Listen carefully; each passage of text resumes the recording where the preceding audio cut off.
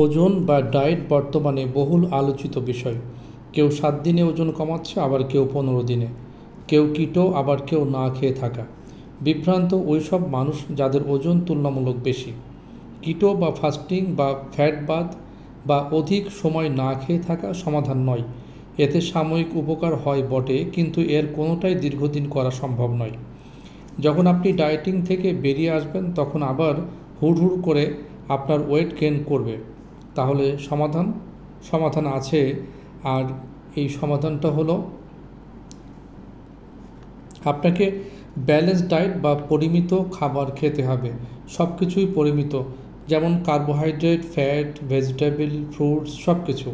আর খাদ্য তালিকা থেকে বাদ দিতে হবে কিছু জিনিস, যেমন চিনি, মিষ্টি, প্রসেসিং ফুড, সকল ধরনের কোমল পানীয়, লবণ, লোনা মাছ, আচার, প্যাকেটজাত খাবার, কৌটাজাত খাবার।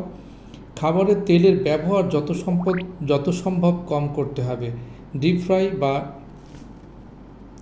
ব্রাস্তার, ভাজা পোড়া সব ধরনের খাবার বাদ দিতে হবে।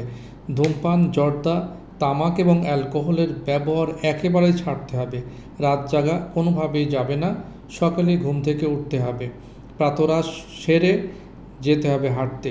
খেতে হবে প্রচুর পরিমাণে শাকসবজি, বাদাম, ছোট মাছ, ডিম, মুরগি, দেশি বিভিন্ন ধরনের মৌসুমি ফল।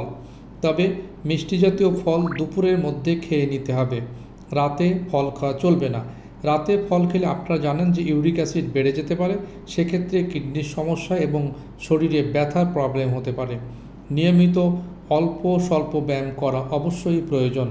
শরীর মানুষের সবচেয়ে বড় একটা সম্পদ, আর এই সম্পদকে দেখভাল করার দায়িত্ব আমাদের।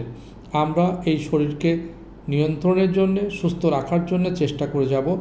অবশ্যই মহান আল্লাহ তাআলা আমাদেরকে সুস্থ রাখবেন ইনশাআল্লাহ। আসসালামু আলাইকুম ওয়া রাহমাতুল্লাহ।